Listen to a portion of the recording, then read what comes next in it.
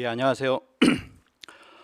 제가 준비한 것은 합천 다라국에 대한 비판적 고찰입니다. 시간이 없기 때문에 바로 들어가도록 하겠습니다. 자, 임나 일본부 지도 속의 다라를 한번 보도록 하겠습니다. 세이마스 야스카즈의 지도인데요. 그 지도에 이제 검은 선은 제가 이제 구체적으로 좀 명확하게 보이기 위해서 그린 거고, 그 안에 이제 다라가 있습니다. 임나의 영역 안에 이제 다라가 포함되어 있는 거죠. 중문 위키백과인데요. 여기도 보면 임나 지도가 있습니다. 임나 지도 안에 다라가 있습니다. 그럼 일본 교과서를 한번 보도록 하겠습니다. 일본 교과서에는 대부분, 지금 하나만 가져왔지만 대부분의 일본의 교과서, 세계사 교과서, 그들의 역사 교과서에는 임나 가로 열고 가야, 또는 가야 가로 열고 임나, 이렇게 표시가 되어 있습니다. 그러면서 옆에 이제 광개토 태양 비문이 있죠. 그래서 여기에 보시면은 제가 빨간 점을 표시해 놨는데, 저 부분이 바로 이게 다라가 있는 다라라고 하는 그 합천이라고 지금 비정을 하고 있죠. 그 부분이 바로 이제 임나에 포함되어 있습니다. 자, 이런 것을 우리가 아셔야 된다라고 생각이 들고요. 그래서 이 다라국이라고 하는 것은 무엇이냐? 칠국과 임나 칠국, 또는 뭐 임나 칠국과 임나 십국이라고 이렇게 이야기를 하는데요. 신공황후 49년조가 있습니다. 원래는 249년인데 120년을 끌어내려가지고 369년이 되었죠. 그래서 이때 신라를 공격하다가 이제 가야를 쳤다, 뭐 이렇게 이야기를 합니다. 그러면서 이제 칠국이 나오게 됩니다. 비자발, 남가라, 녹국, 알라, 다라가 나오죠. 그리고 탁순, 가라가 나오는데, 이것을 신공황후 49년조에 칠국을 평정하였다라고 하면서 한반도 남부로 비정을 해놨습니다. 그런데 이제 우리 학계의 비정이 어떠냐면 대국적으로 보면 거의 비슷하다는 거죠. 전부 비슷하게 이 세마스의 위치 비정에서 크게 벗어나지 않는다라고 하는 겁니다. 그런 어떤 위치 비정을 지금 이렇게 하고 있다라고 하는 거죠. 그래서 이 칠국에 대해서 비정이 그렇게 되어 있고요.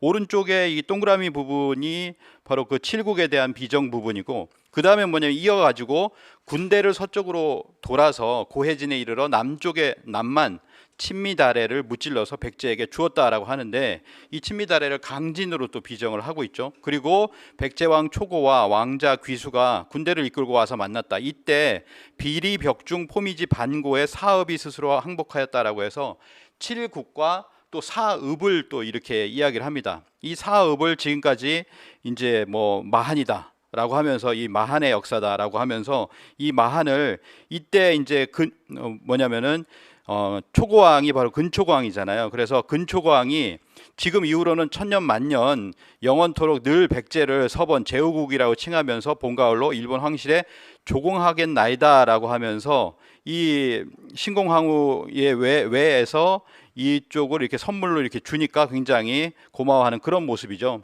그래서 실제로 우리 교과서에서는 이 일본서기의 내용을 바탕으로 해서 근초고왕조에서 백제가 이제 대외 경락을 하는 그런 어떤 지도를 그리면서, 아래쪽으로 보시면 이제 마한합병이라고 나오잖아요. 이 마한합병이라고 하는 것이 바로 일본서기의 이 신공황후 49년조를 바탕으로 하고 있다라고 하는 겁니다. 바로 비리 벽중 포미지 반고의 사업이 스스로 항복하고 친미다래를 무찔러서 백제에게 주었다라고 하는 이 부분을 마한합병이라고 해서 일본서기를 인정하고 있는 부분이죠. 예. 자, 그래서 뭐냐면은 임나 10국과 임나 7국에 포함되어 있는 이 다라를 인정을 하게 될 경우에, 이 다라로 유네스코에 등재가 되면 바로 칠국과 임나 10국을 모두 한반도 남부에 있었다고 자인하는 꼴이 되고, 또 하나는 뭐냐면 아까 보셨던 사읍까지도 마찬가지입니다. 그래서 이 부분을 보시면요, 총 알라, 다라, 가라는 임나 7국과 10국에 동일하게 나와 있기 때문에 이 세 개를 빼면은 14개 국가가 되죠. 14개의 어떤 국명을 갖다가 한반도 남부의 여기저기에다가 전부 이제 비정을 하고 있는 것이다. 그게 이제 주류 학계가 하고 있는 일이라는 겁니다. 근데 만일에 이병선 교수님 이렇게 얘기합니다. 만일에 일본서기의 다라를 옥전의 다라로 본다면 임나 10국 중 9국도 남한에 있었음을 전제되어야 한다. 그렇기 때문에 이제 9국을 전부 다 어디냐면은 이렇게 붙이는 거잖아요. 그래서 합천 옥전 고분군은 지금 다라국이라고 이렇게 비정을 했고, 그리고 합천 삼가 고분군이 있습니다. 뭐 47년 만에 국가문화재로 지정됐다. 며칠 전에 어떤 뉴스인데요. 그러면서 뭐냐면은 이 삼가 고분군을 사이기국으로, 임나식국 중에 보면 사이기국이라고 있거든요. 그래서 사이기국으로 규정하는 연구가 등장했다라고 하는데 이미 이병도가 이미 삼가를 사이기국이라고 이제 규정을 했죠. 그래서 보면은 저는 이거를 보고 있는 와중에 제가 오늘 12월 3일이잖아요. 오늘 뭐 합천에서도 이제 강연회를 하고 있더라고요. 그래서 합천 그 박물관장이 나와가지고 하는 것이 뭐냐면은 이 임나식국의 비정, 우리 학계의 비정을 보여주고 있습니다. 그래서 합천 옥정읍은 이 쌍책면인데요. 쌍책면은 다라국이요.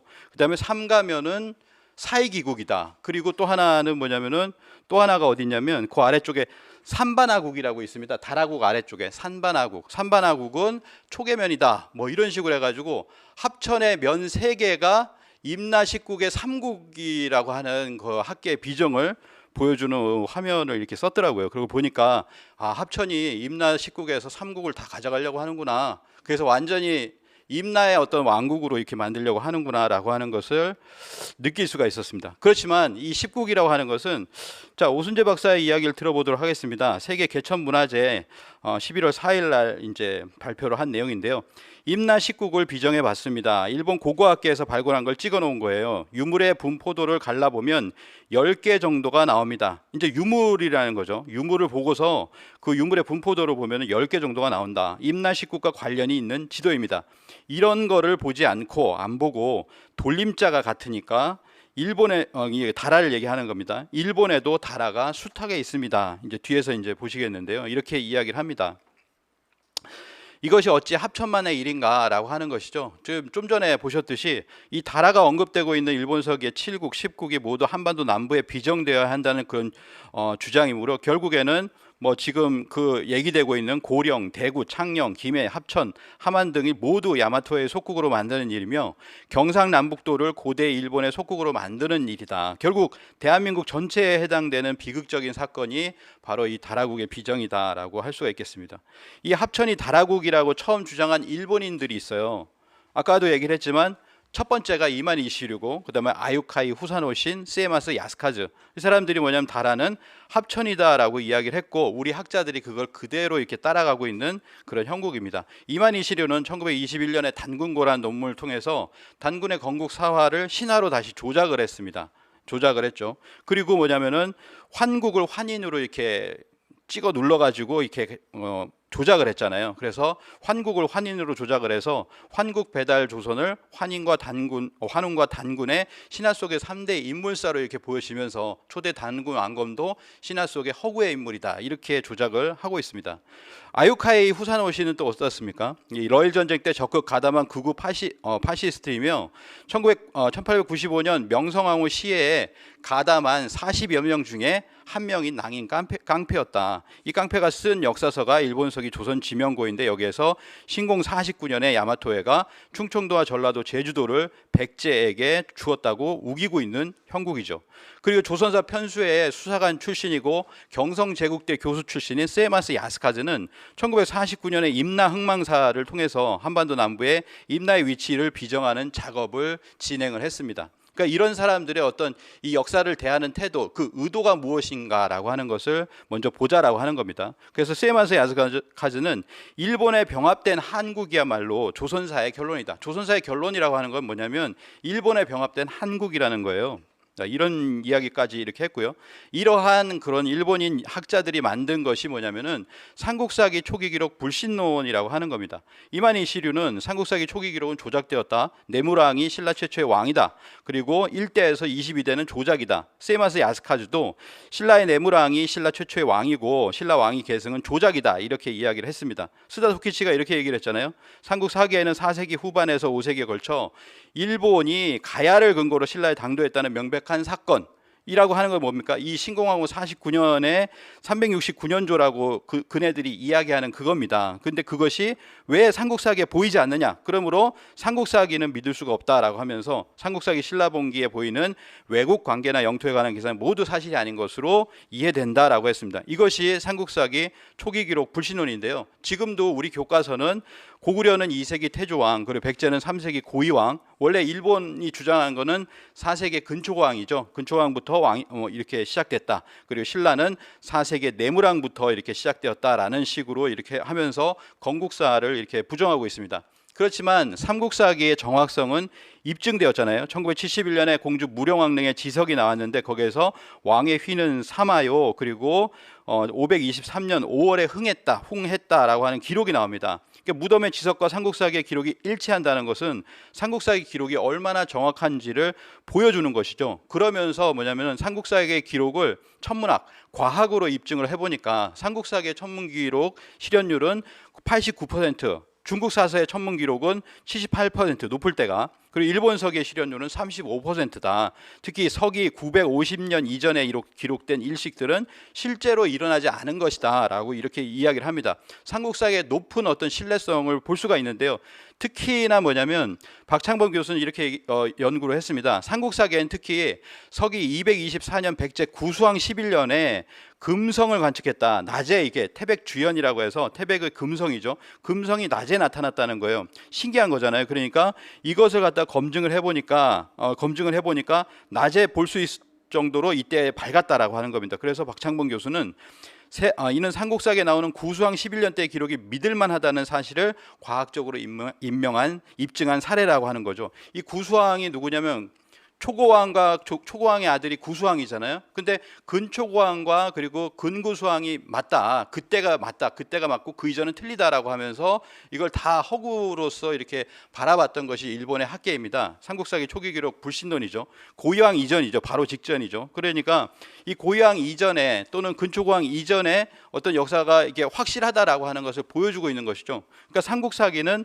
믿을만하다. 삼국사기 초기 기록 믿을만하다라고 하는 겁니다. 그러면은 뭐냐면 이 삼국사기에는 뭐가 있냐면은 외인, 외병, 외국, 외왕이 신라를 침범 습격한 내용을 삼국사기는 아주 꼼꼼하게 기록하고 있습니다. 그래서 여기 보시면은 혁거세 왕부터 해가지고 외인이 병사로 침범했다 뭐 해가지고 탈해왕 때도, 그 다음에 지마왕 해서 외국이 강함, 외인이 와서 빅내함, 외여왕 힘있고가 사신을 보내서 빅내함, 외인이 굶주려서 천여 명이 걸식했다 등등 해가지고 이 외에 관한 내용들이 누락 없이 나옵니다. 그러면 신공하고 49년 369년에 한반도 남부의 신라를 침공하고 가야를 공략했다고 한다면 그 기록을 삼국사기가 누락할 하등의 이유가 없다라는 거죠. 외에 관련된 걸 다 기록했기 때문에. 그래서 이런 것이 뭐냐면 내무랑 이후에도 쭉 나오고 있어요. 50여 차례 그런 어떤 신라를 침범한 습격한 그런 기록이 꼼꼼하게 나와 있다라는 겁니다. 그러니까 뭐냐면 삼국사기 삼국유사는 믿을만하다는 거죠. 근데 그 국내 문헌 삼국사기와 삼국유사에는 다라국이 나타나지 않는다라는 겁니다. 다라국이 없고 369년조 신공 49년조에 칠국을 침범했다, 한반도 남부를 침범했다라는 기록이 전혀 없다라는 거죠. 사실 가장 중요한 것이 이런 국내 문헌을 신뢰하고 봐야 되는데 그렇지 않은 것이 지금 학계다라고 하는 겁니다. 그래서 합천군 쌍책면에 나타난 옥종 고분군의 대가야에 속했던 수장들의 무덤이었는데도 불구하고 지금 다라국으로 비정했는데 이곳은 고대 어느 사적에도 육가야로 언급되지 않은 곳으로서 다라국이란 것조차 없었다라고 오순재 박사도 이렇게 이야기를 하고 있죠. 그리고 369년이라고 하는 것은 삼국사기 삼국유사에는 고구려 고국 원왕이 2만 군사로 공격을 하자 백제가 태자 근구수가 격파하고 5천 명의 머리를 베었던, 그리고 황색 깃발을 사용했다, 황제국이라는 걸 자처했던 그런 어떤 시대입니다. 그리고 금관가야도 멸망하지 않아서 5대 20품왕이 그대로 이제 제위를 한 그런 시기라고 하는 것을 보여주고 있습니다. 그리고 이제 존 카터 코벨도 369년 백제는 군사적으로나 정치적으로 정점에 올라왔던 때라는 것이 사실이다라고 이렇게 이야기를 하고 있습니다. 그리고 이제 아까 말씀하셨듯이 대야는 다라와 아무 관계가 없다. 말송보아는 이렇게 얘기했죠. 다라는 삼국사기의 대량주 대야주로서 다벌이라고도 쓴다. 다벌이라고 하는 것은 달구벌이라고 해서 이건 대구를 나타내는 거죠. 그리고 지금의 경상도 합천이다 이렇게 이야기를 하고 있는데, 대야주는 565년에 완산주를 폐지하면서 설치를 했기 때문에 대야주 이전은 완산주입니다. 또 대야국이 있었다면 그 전에 완산국이 있었겠죠. 이제 그렇게 이제 봐야 된다라고 하는 거고요. 일본 서기에는 이 시절에 562년에 다라국이 멸망했다라고 이렇게 되어 있기 때문에 대야주 설치하고 다라국 시절에 이 지역에 나라가 있었다면 그건 이 지역이랑은 한반도 남부를 얘기하죠. 그 이전에 있었다면 완산국이지 대야는 다라와 아무런 관계가 없다라고 하는 겁니다. 그래서 이병성 교수는 합천의 옛 이름인 삼국사기 대량은 고대 발음으로는 다라로 읽히는 것이 아니라 가라로 읽혔다. 삼국시대 합천을 대량주군으로 부르기 이전에 강량군이라고 불렸는데, 이 강량이라고 하는 것은 가라, 가야의 음이 변한 것임을 저도 이렇게 느낄 수가 있겠습니다. 강량인데 이게 가야죠. 가야로 이렇게 음이 변한 것이다 라고 하는 것을 알 수가 있습니다. 그렇기 때문에 다라국이 아니라 뭐냐면 가라국이 있었다, 대가야로 알려져 있는 가라국이 있었다라고 하는 것이죠. 실제로 고령에 있는 우리 대가야하고 이제 합천군하고는 한 20여 킬로 정도밖에 차이가 안 나잖아요. 같은 하루 권역이에요. 그 안에 이제 대가야 권역이라고 하는 것이죠. 이를 나누려고 하는 것이 일본석의 임나 연맹체에 대한 집착이다라고 하는 겁니다. 그래서 대가야의 방어 체계를 보시면 여기 낙동강이 있잖아요. 낙동강 쪽에 이렇게 방어 체계가 있는데 오순재 박사는 이렇게 얘기했습니다. 대가야의 방어 체계입니다. 대가야 시절에 가장 중요한 메인 포인트 군진이 다라리에 있었어요. 그걸 다라국이라고 하면 안 되죠. 대가야의 최대 군진이에요. 오늘로 얘기하면 수방사입니다. 그걸 왜 다라국이라고 합니까? 말이 안 되는 거죠 라고 이렇게 이야기를 했습니다. 그래서 고령과 합천이 같은 대가야의 어떤 권역이다라고 하는 것을 볼 수가 있습니다. 지금 이제 가야실 개편이 오늘 됐어요. 그래서 오늘 오픈했는데 국립중앙박물관 가야실 백실이 오픈했는데 잠깐 이렇게 갔다 왔습니다. 왼쪽은 고령이에요. 고령에 이제 용복문 환두대도고, 그리고 합천에 용복문 환두대도입니다. 그래서 용문양과 복문양이 같이 있는 것은 이 고령과 합천이 똑같잖아요. 그래서 이런 것을 보더라도 대가야 권역이라고 하는 것을 알 수가 있죠. 그리고 다라리의 다라는 아까 말씀드린 것처럼 이게 달이다라고 하는 것을 알 수가 있습니다. 그래서 다라가 달처럼 생긴 지형에서 유래한 것이라면 그건 국명이 아니라 지명이라는 근거가 된다. 가령 이제 이런 거예요. 아라가야라고 했을 때 아라가 그러면 아라가 알이냐, 가라라고 했으면 가라가 가리냐 이거죠. 그게 아니라는 거죠. 근데 다라만 여기 다라리라고 했을 때는 뭐냐면 다라가 달이라는 거예요. 달을 다라라고 한 겁니다. 그러니까 라라고 하는 것은 알라, 가라, 실라 할 때 라라고 하는 것은 뭐냐면 지명어미입니다. 근데 이거 다라리 할 때 그거는 달이기 때문에 이건 지명어미가 아니다, 국명어미가 아니다라고 하는 것이죠. 그리고 아시겠지만 이제 말도 없고 철도 없었다라고 하는 겁니다. 말도 없고 철이 없다는 건 뭐냐면 합천은 대가야 권역으로서 여기에는 말 이렇게 가리개가 있잖아요. 그래서 실제로 이런 것이 있고 이것이 일본으로 이렇게 전파가 되고, 그다음에 용복문 환두대도, 이 환두대도도 일본 시가현 등으로 이렇게 전파가 이렇게 되는 거죠. 그래서 일본은 철이 나중에, 아주 나중에 들어갑니다. 6세기까지 일본에서는 제철 시설이 발견되지 않는다라고 하는 거죠. 처음에는 가야에서 완제품 형태로 철기를 수입했다가 6세기에 들어서면서 원재료 형태로 수입해서 각지로 보낸 뒤에 필요한 제품으로 변형했었다, 이렇게 이야기를 하고 있습니다. 시라이시 다이치로 관장이죠. 일본 서기를 보면 백제 아지키가 외왕에게 좋은 말 2피를 선물한 후에 말 기르는 일을 맡았는데 4세기 후반까지 일본엔 말이 없었다. 백제와 국교를 맺으면서 비로소 말이 들어오게 된 것이다 라고 하는 겁니다. 한반도에서 건너온 말이 권력의 상징이 되었다라고 하는 거죠. 말도 없고 그 다음에 철도 없는데 어떻게 해서 일본에서, 배도 없었잖아요. 근데 그것이 일본 한반도로 이렇게 올 수 있었단 말인가 라고 하는 것이죠. 그래서 이게 독립기념관에 보시면 가야의 기마 무사상이 있습니다. 오히려 고구려의 기마 무사상보다도 더 잘 차려져 있는 모습이죠. 이러한 어떤 기마 무사였다라고 하는 겁니다. 가야가 한국에서 일본으로의 거의 일방적인 어떤 문물의 어떤 흐름이었다라고 하는 겁니다. 코벨 교수는 이렇게 얘기합니다. 어째서 일본은 그들이 한국 문화에 의존하고 있다는 것을 그토록 받아들이지 못하는 것일까? 나는 그러한 사실이 놀랍기 그지없다. 그 흐름이라고 하는 건 사실상 99%까지 한국에서 일본으로 가는 일방적인 흐름이었다, 이렇게 이야기를 하고 있습니다. 일본 문화는 한국에서 이제 건너갔다는 얘기죠. 고고학자인 안춘배 교수님은 일본 측의 자료를 보면은 외계 유물, 한국 내에서 출토된 외계 유적 유물을 보면 56개의 유적 유물을 확인할 수 있습니다. 반면 일본 내에 출토된 대륙계 유적 유물의 숫자는 한국계 유물이 가장 많이 출토되는 구마모토 지역이 누락되었음에도, 이게 구마모토 지역이 뺐죠. 배제하고 나서도 455개나 됩니다 라고 하는 거죠. 이걸 봤을 때 한국에서 일본으로의 거의 문화의 흐름이라고 하는 것은 일방적인 흐름이었다라고 하는 것을 이렇게 보여주고 있다라고 하는 겁니다. 일방적인 흐름이었다. 그리고 실제로 일방적으로 유물이 흘러가고 문화가 흘러가면서, 그러면서 백제, 고구려, 신라, 그리고 그 이전에 가야의 가야가 넘어가면서 거기서 지명을 남기잖아요. 그래서 수많은 지명들이 일본 속에 가야계 지명들이 있었다라고 하는 것을 알 수가 있습니다. 자, 그리고 이제 양직공도의 임나 일본 부설 악용에 대해서 한번 알아보도록 하겠습니다. 양직공도는 양나라의 직공도죠. 양나라는 502년부터 557년까지 약 55년, 56년 정도 이렇게 존속을 했습니다. 근데 이때가 뭐냐면은 백제와 같은 시대라는 거죠. 근데 그 양나라가 남겼으므로 굉장히 이건 신뢰할 수 있는 그런 어떤 글이다라고 하는 겁니다. 중국 양나라 원제 제위 연간 소역에 백제 사신의 행차를 그린 것이 백제 사신도가 있는데, 지금 전하는 것이 이제 12개국 사신이 있는데 그 중에서 이 백제의 사신도가 이렇게 정하는 거고요. 이 백제국 사신도를 보면 전체 글자가 189자가 됩니다. 이 189자의 맥락 속에서 우리가 지금 얘기하고 있는, 좀 전에 말씀드렸던 방소국을 봐야 된다라고 하는 거죠.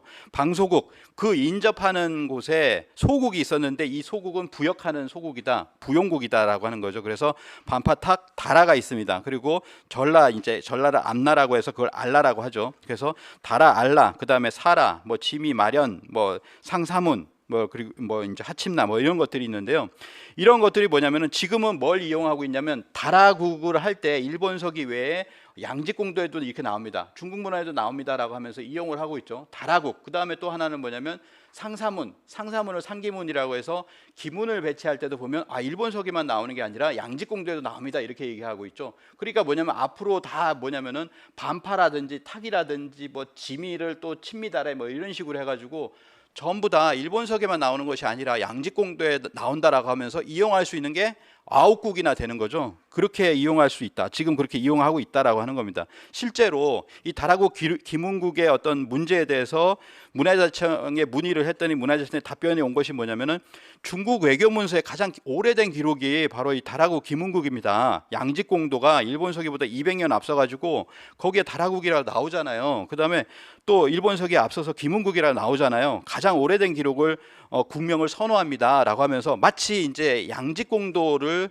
선호하는 것처럼 이렇게 이야기를 해놨습니다. 그래서 실제로 합천의 옥정고분군을 하면 양직공도가 나오고, 그 근거로서 그 다음에 남원의 유곡리, 두랑리 고분군도 그 근거가 일본서기 앞에 양직공도가 나오는 거죠. 근데 이 양직공도가 한반도 남부의 구국을 얘기하는 것이냐? 그렇지 않다라고 하는 겁니다. 자, 옥정고분군을 가도요, 합천 박물관을 가도 양직공도와 일본서기에 기록되어 있다라고 하면서 다라국의 무덤이다, 이런 식으로 얘기하고 있습니다. 이게 결론을 먼저 말씀드리면, 양직공도의 전체 내용을 본다면 구국은 한반도에 배치될 수가 없다. 양직공도의 내용 중에서 이제 앞부분은 요서 진평으로 시작하는 대륙백제를 서술하고 있고, 이후에 치소성 고마와 지방통치제도인 담노제를 설명하고 있습니다. 그래서 그 이후에 백제 방소국을 서술하고 있기 때문에 이 방소국은 문맥상 백제가 해외에 두었던 담노의 주변 소국이다라고 하는 것입니다. 그래서 실제로 그 앞부분을 보시면요, 고구려가 요동을 차지하자 백제 역시 요서 진평현을 차지했다라고 나옵니다. 양직공도에는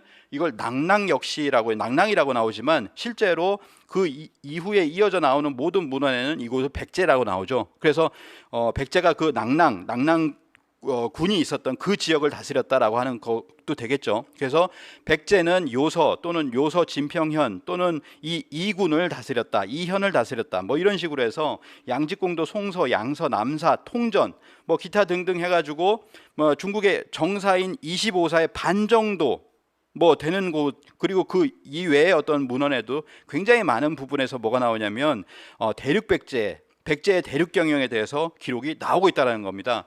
이렇게 나옴에도 불구하고 우리 학계에서는 뭐냐면 교과서에 박스로 처리해서 하나의 설이다라는 쪽으로 이렇게 지금 퉁치고 있는 형국이죠. 그리고 이어서 무슨 얘기가 나오면, 양직공도에는 진일에 조공에 왔는데 의희 연간의 왕 여전, 송나라 원가 연간의 왕 여비, 비유왕, 그 다음에 동성왕, 그 다음에 무령왕, 이렇게 해가지고 백제 왕들을 나열하고 있어요. 특히나 뭐냐면은 이제 중국 관작을 받았던 사람들이다, 왕들이다, 이렇게 이야기를 하고 있는데, 이 왕들은 뭐냐면은 전지왕, 비유왕, 동성왕, 무령왕을 얘기하는 것은 뭐냐면 대륙백제와 관련이 있다라고 봅니다. 자, 비유왕을 보도록 하겠습니다. 비유왕도 중국 관작을 받았다. 양직공도엔 그 정도로 나오지만은 450년의 송수에 보면 이 백제 비유왕이 멋대로 대사풍야부를 서하태수로 임명하였다. 이 서하라고 하는 건 산서성 하동도를 이야기합니다. 그러니까 이런 거죠. 멋대로 비유왕이 태수를 임명한 것이 어디냐면 저쪽이라는 거예요. 멋대로 중국 문헌에서는 멋대로라고 했지만은 백제는 그 이유가 있어서 여기가 우리 지역이므로 여기에 태수를 명명했겠죠. 그러면은 그 안쪽을 보시면은 그 안쪽이 대륙백제가 이미 이렇게 자리하고 있었다. 요소 진평뿐만 아니라 그 안쪽으로 이렇게 자리하고 있었다라고 하는 것도 유추해 볼 수가 있는 겁니다. 그래서 그 다음에 이제 동성왕을 정동 장군이라고 했는데 이 정동이라고 하는 것은 청주, 연주, 서주, 양주 쪽을 담당하는 외정 사령관을 얘기한다라고 합니다. 그래서 실제로 동성왕 때는 이 삼국 사기에 보면 이렇게도 나오잖아요. 백제와 북이와의 전쟁이 있는데 488년에 위나라가 병사를 보내 쳐들어왔으나 우리에게 패하였다라고 해서 동성왕이 이때 북이와하고 싸웠던 전쟁, 뭐 5번의 10년에 걸친 5번의 전쟁이 있었다라고 하는데요. 이제 그 부분이 자치통감에도 나오는 거예요. 교차 검증이 되는 거죠. 북이가 병력을 보내어 백제를 공격하였으나 백제에게 패했다라고 하면서 이어지는 문헌이 뭐냐면 문장이 백제는 진나라 때부터 요소와 진평 두 군을 다스리고 있었다라고 하는 겁니다. 그러니까 뭐냐면 요소, 진평, 백제, 대륙 백제를 다스리고 있는 이 백제와 북이가 싸웠다라고 하는 거예요. 그거를 갖다가 자치통감에서 이야기를 하고 있는 겁니다. 그걸 알 수 있는 게 또 뭐냐면은 남제서죠. 남제서. 이 남제서에 보면은 북이는 기병 수십만을 보내서 백제를 침입하였다라고 나오잖아요. 기병을 수십만을 보내가지고 한반도까지 이렇게 바다를 건너서 온다? 불가능합니다. 그리고 위쪽으로 해서 온다? 고구려가 있어서 불가능합니다. 그러니까 뭐냐면은 북이가 싸웠던 백제는 뭐냐면 요소진평 백제, 대륙 백제라고 하는 겁니다. 동성왕의 대륙 백제와 싸운 거죠. 그러니까 뭐냐면 동성왕은 공로로 세운 장군들을 광양태수, 청하태수 보시면 광릉태수, 성양태수라고 해가지고 대륙에다가 임명을 하잖아요. 하북성, 산동성, 강소성에 임명을 합니다. 이 사람들이 또 뭐냐면 사법명 메라왕, 그 다음에 찬수류, 벽중왕, 해례곤을 불중후 해가지고 후와 왕으로 이렇게 왕후제도라고 하죠. 후왕제도라고 합니다. 그렇게 이제 하는 거죠. 그런 다음에 또 이 동성왕은 고구려하고 이렇게 싸우게 되는데 그러면서 고구려의 얼마 뒤에 격파되었다. 그리고 나서 뭐냐면은 고구려에 격파되고 나서 그다음에 이제 남사 동이열전을 보면 이제 천도를 하는 거죠. 천도를 해서 남쪽으로 내려왔다, 남한으로 내려왔다라고 얘기하는데 여기에 이제 등장하는 것이 무령왕입니다. 그래서 무령왕은 521년에 이제 양날에 사신을 보내면서 이 사신에 관한 설명글이라고 이제 생각이 돼요. 그래서 무령왕이 사신을 보내서 표를 올리면서 잇따라 고구려를 물리쳤다라고 이야기를 하면서 뭐냐면은 갱위강국이라 이런 얘기를 했습니다. 갱위강국. 마침내 우리가 동성왕 때 고구려에 패했지만 고구려와 이렇게 전투를 하면서 다시 한번 강국이 되었다라고 해서 갱위강국을 선포한 지 그게 521년이잖아요. 그래서 지금은 1500년이다. 지금 그렇게 1500년 지나서 우리가 지금 강국이 된 거죠. 그래서 뭐냐면은 자, 한 얼마 안 남았는데요. 자, 양직공도의 백제국 사도를 보면 그 이후에 대륙 백제를 얘기하고 그 다음에 뭘 얘기하냐면 소치성과의 고마요, 그 다음에 담노 제도를 얘기합니다. 중국의 군영과 같이 20이 담노가 있었고 여기에는 뭐냐면은 자제 종족을 갖다 보냈다. 왕자와 그리고 왕의 형제 뭐 이런 사람들을 보냈다라고 하는 내용이 나옵니다. 여기 이제 그 양직공도엔 첨노라고 나오지만 이걸 다시 봤을 때는 담노죠. 그래서 담노라고 이야기를 하는데 해외 경략으로서 20이 담노를 이런 식으로 이제 얘기하잖아요. 아까 이제 얘기를 했듯이 구당서 백제전을 보면 백제의 영토라고 하는 건 서로는 월주고 북으로는 바다를 건너 고구려에 이르고 남으로는 바다를 건너 외에 이른다 이런 설명을 하잖아요. 그러니까 양직공도도 뭐냐면은 대륙 백제가 이루고 그 다음에 담로로 봤을 때 일본 열도까지도 이렇게 이르게 되며 거기에 이제 소국이 있다 이런 식으로 이제 설명이 된 거예요. 그걸 알 수 있는 것이 뭐냐면은 22 담로 중에서 실제로 담로라는 지명이 있습니다. 여기 있잖아요. 이 담로라고 하는 부분이 여기 있다라고 하는 거죠. 이걸 눌러야 되죠. 예, 담로도가 있습니다. 담로도 실제로 담로를 검색해 보면 이 부분이 나오잖아요. 담로 우측에 보면 오사카 나라 이런 쪽이 있죠. 그래서 여기가 이제 담로도라고 하는 섬인데 여기에 관해서 유물도 굉장히 많이 나옵니다. 근데 여기에 보면 이자나기와 이자나미의 신화가 있어요. 이렇게 일본서기에 보면 이렇게 나옵니다. 음양의 두 신인 이자나기와 이자나미가 처음 결합하여 부부가 됐다. 자식을 낳을 때가 이르니 맨 처음 담노를 모태로 하여서 열도를 낳았다. 그런데 기분이 나빠 담노의 이름을 바꿔 아와지시마로 했다라고 하는 부분이 나옵니다. 이 기분이 나쁘다라는 것은 무엇을 뜻할까? 그래서 실제로 이렇게 보면 가리키고 있는 게 담노도잖아요. 여기를 모태로 했다. 어머니의 태반으로 했다는 거죠. 여기서부터 시작이 됐다는 겁니다. 지금의 어떤 일본 열도의 어떤 일본의 건국사가. 근데 일본 서기를 만들 당시에 실제 저 섬을 담노라고 했을 것인데, 백제의 담노를 모태로 일본이란 나라가 수립되었다는 것을 약간 부끄러워하거나 숨기거나 또는 불쾌해하거나, 그래서 이제 담노라는 말을 숨긴 건 아닌가. 한자는 그대로 두고 이걸 아와지라고 읽어라라고 해서 지금은 아와지 섬이라고 이렇게 읽고 있습니다. 그러니까 담노가 실제로 일본에는 최소한 하나 이상 있었다라고 하는 거예요. 일본 20이 담노라고 하는데, 그러면 이 담노라고 하는 것을 일본 열도에서 찾아야 된다라고 하는 것이고요. 그러면서 뭐냐면 방소국이 있었는데 라고 하면서 반파, 탁, 다라, 알라, 뭐 알라라고 한다면 그 다음에 사라가 있었다라고 하는 얘기잖아요. 그래서 이런 것을 봐야 된다라고 하는 거죠. 그래서 이런 뭐 외왕은 후왕이다라고 하는 얘기고요. 아까 보셨던 것처럼 왕과 후 제도가 있는 것처럼 담노 제도가 일본에 있었다. 최소한 한반도 바깥에 이 담노가 있었다라고 하는 것을 알 수가 있습니다. 그래서 담노 제도를 이야기하면서 그 다음에 뭐냐면 여기서 잠깐 보셔야 될 게 뭐냐면, 담노를 얘기할 때 그 앞에 뭡니까? 치소성이 있었는데 치성이 있었는데 그걸 고마라고 했다는 거예요. 고마 담노 이렇게 나오잖아요. 고마라고 하는 것은 뭡니까? 곰이잖아요. 이걸 공주라고만 얘기를 하는데 공주가 곰주죠. 근데 그거 외에 고마라고 했을 때 고마, 쿠마, 일본 열도에는 이 곰이라고 하는 지명이 100개가 넘는다라고 합니다. 그걸 또 곰이라고 하는 것을 읽을 때 쿠마, 고마 이렇게 읽잖아요. 그렇기 때문에 코마가 있고 담노가 있으니까 이 담노에 대해서는 확실하게 일본 열도에는 몇 개가 충분히 있다라고 하는 겁니다. 그래서 일본 열도의 담노 주변에 소국으로 찾아봐야 된다. 그걸 알 수 있는 게 뭐냐면, 아까 말씀하셨지만 방소국에 신라가 있는데 신라가 대국이에요. 그러니까 여기에 나와 있는 신라, 사라라고 하는 것은 한반도 신라가 아니라 이 방소국이잖아요. 백제의 소국이란 말이에요. 그러면은 이건 일본 열도의 신라다 이렇게 이야기를 할 수가 있습니다. 이미 이때는 신라를 공식 명칭으로 했는데 이때는 이 방소국엔 또 사라라고 나와요. 그렇기 때문에 이것은 일본 열대의 사라이다 이렇게 볼 수가 있고요.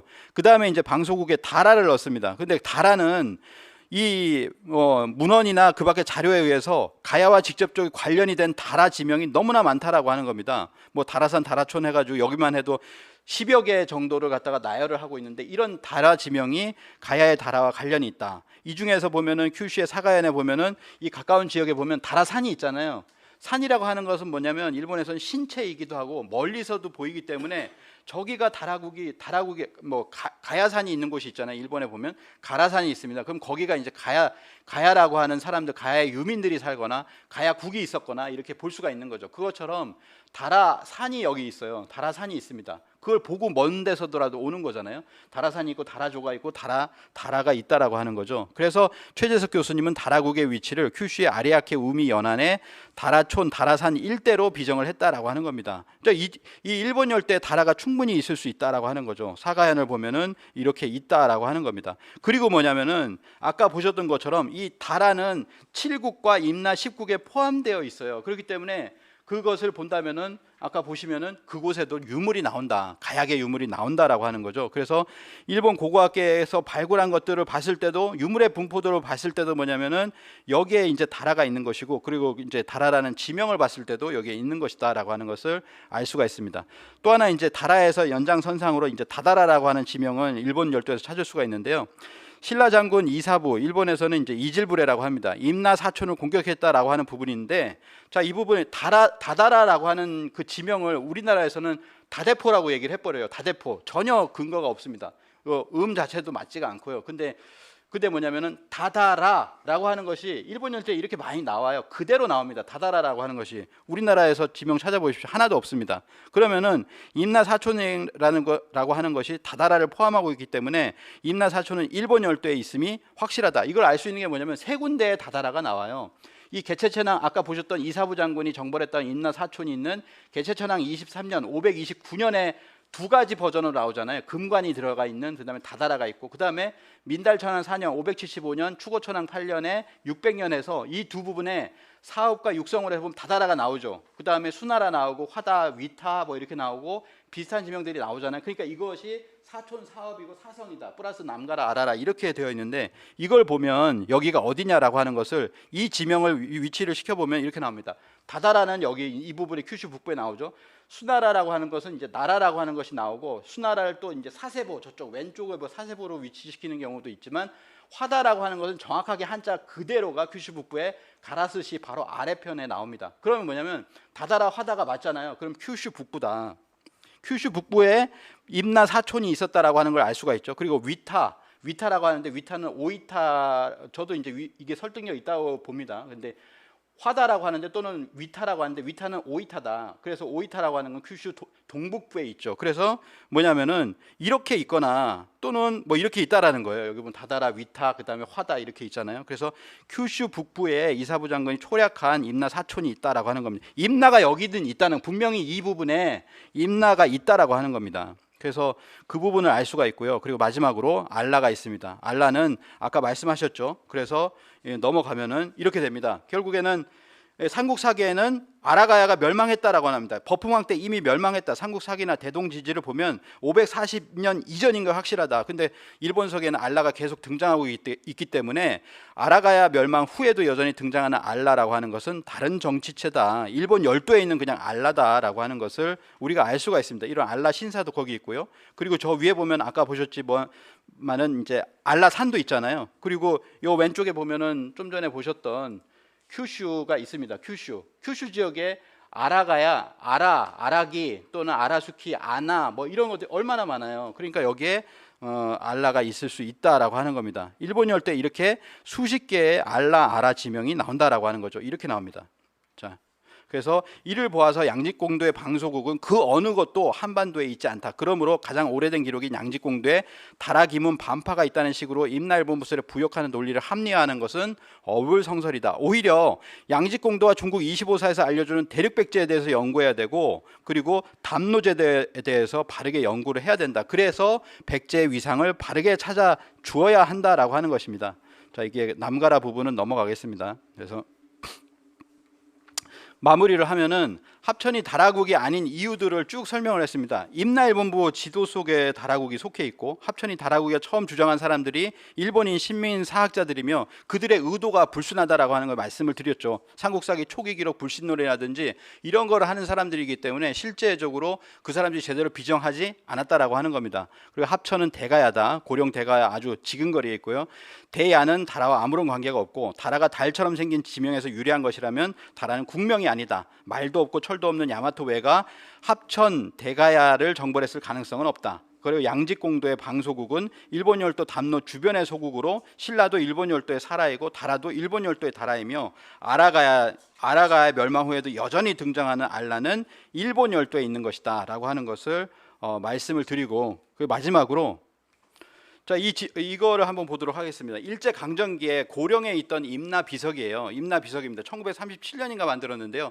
미나미 총독이 와서 직접적으로 지휘를 해서 만들었다라고 하는데, 이게 뭐냐면 조선사 편수에서 이 우리나라 역사를 왜곡하는 일본인들에 의해서 일본어로 만들어진 우리 역사 사료집이 있습니다. 그게 조선사 35권 그리고 부록 2권까지 이렇게 딱 만들어지고 나서 그 다음에 뭐냐면은 임나를 확고히 한 거죠. 이 고령은, 대가야가 있던 고령은 임나다라고 하면서 뭐라고 써 있습니까? 임나대가라라고 써 있잖아요. 이렇게 붙여놨는데, 이거를 갖다가 해방 이후에 우리 국민들이 저 임나는 아니다, 대가야는 임나가 아니다라고 하면서 떼버렸죠. 망치로 뭐 찢었는지 모르지만 다 떼가지고 이게 이제 독립기념관으로 옮겨졌어요. 그래서 독립기념관에 있는 비석입니다. 대가야라고 하는 거죠. 우리는 대가야지 임나가 아니다라고 얘기했잖아요. 근데 지금 학계는 뭘 하고 있습니까? 다시 여기로 돌아가고 있어요. 임나 대가야라고 하는 비석을 세울 것이냐. 이런 것을 보더라도 명확히 지금 주류 사학계는 지금 잘못된 방향으로 가고 있다라고 하는 말씀을 드리면서 마치도록 하겠습니다.